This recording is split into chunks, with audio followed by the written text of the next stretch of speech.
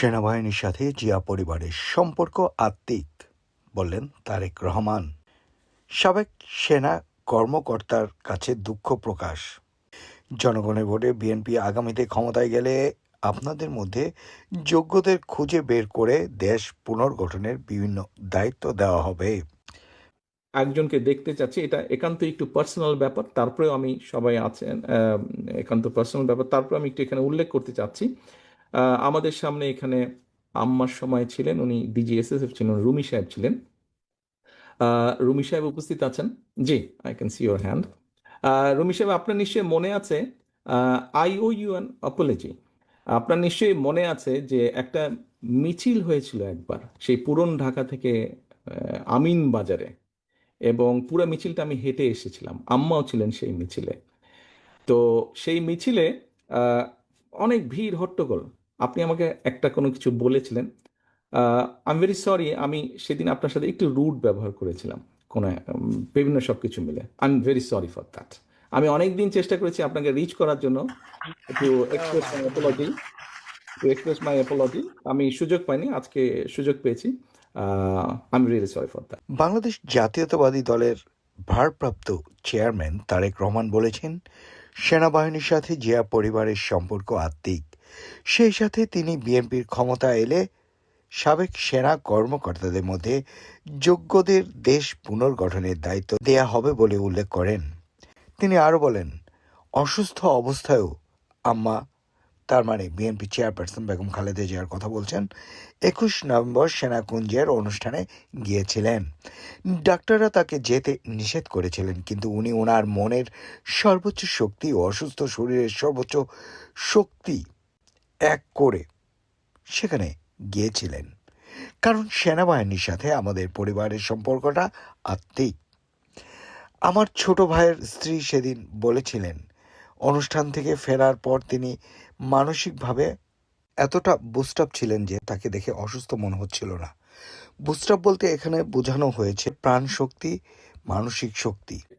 আম্মা অসুস্থ হওয়ার আগে সর্বশেষ যেই অনুষ্ঠানটিতে উনি গিয়েছিলেন 21 তারিখে, আহ, সেখান থেকে আসার পরে উনি অসুস্থ হয়েছেন।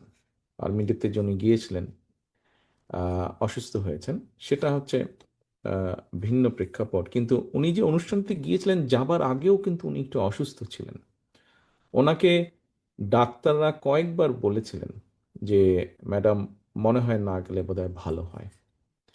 কিন্তু ওই অসুস্থ শরীরেও উনি ওনার মনের সর্বোচ্চ শক্তি, ওনার এই অসুস্থ শরীরের সর্বোচ্চ শক্তিকে এক করে ওই অনুষ্ঠানটিতে উনি গিয়েছিলেন। এবং উনি যখন অনুষ্ঠান থেকে ফিরে আসেন, তারপরে আমাদের সাথে কথা হয়েছিল। ওনার সাথে আমার ছোট ভাইয়ের স্ত্রী, সেও অনুষ্ঠানটিতে ছিল, আম্মার সাথে গিয়েছিলেন। আহ, ওর কাছে যেটা শুনেছি, ও যখন কথা প্রসঙ্গে আমরা যখন রাতে গল্প করছিলাম সবাই, এরকম জুমে আমরা যখন কথা বলছিলাম, তখন আমার ছোট ভাইয়ের স্ত্রী স্মৃতি বলছিল যে আম্মা অনুষ্ঠানে যাওয়ার সময়, মানে যতক্ষণ ওখানে ছিলেন এবং উনি ফিরে আসার পরে, আহ, মানসিকভাবে উনি এতটা বুস্ট আপ ছিলেন, মানে ওনার মনেই হচ্ছিল না যে উনি অসুস্থ একজন মানুষ। সো এই কথাটা দিয়ে আমার মনে হয় আর বোধহয় বুঝতে কারো বাকি থাকে না যে আপনাদের সাথে, আপনি সার্ভিসে অথবা রিটায়ার যে অবস্থায় থাকুন, আপনাদের সাথে জিয়া ফ্যামিলির বোধহয় সম্পর্কটা কি। আমি এই পুরো বিষয়টা, এই ছোট্ট ঘটনা দিয়ে বিষয়টি বোঝানোর আপনাদের সামনে চেষ্টা করলাম, তুলে ধরলাম। এবং আমি বিশ্বাস করি এবং আমি বিশ্বাস করি যে এই ঘটনার মাধ্যমে আপনারা বুঝতে পেরেছেন, যারা এই ঘরে আছেন, যারা আপনাদের থেকে শুনবেন, অথবা অনলাইনে যারা দেখছেন, সবাই বোধহয় বিষয়টি বুঝতে পারবেন উনি কতটা, আহ, মানে ওনার মনটা কোন জায়গায়, মনটা কোথায় ওনার আছে, উনি কিভাবে দেখেন পুরো ডিফেন্সকে, বাংলাদেশের।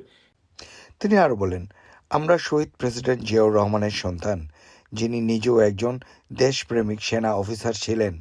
মেজর থাকাকালীন মহান মুক্তিযুদ্ধের ঘোষণা দিয়েছিলেন।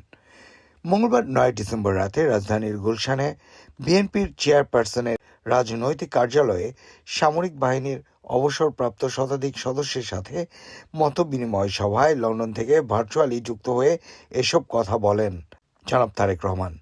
সাবেক সেনা কর্মকর্তাদের উদ্দেশ্যে তারেক রহমান বলেন, জনগণের ভোটে বিএনপি আগামীতে ক্ষমতায় গেলে আপনাদের মধ্যে যোগ্যদের খুঁজে বের করে দেশ পুনর্গঠনের বিভিন্ন দায়িত্ব দেওয়া হবে।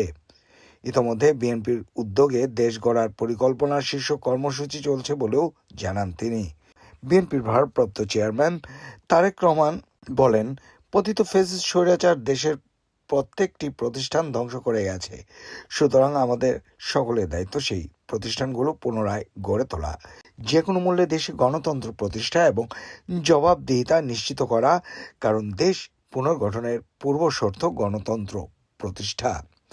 এর কোনো বিকল্প নেই। পূর্ব নির্ধারিত এই বৈঠকে সামরিক বাহিনীর 101 জন অবসরপ্রাপ্ত সদস্য উপস্থিত ছিলেন।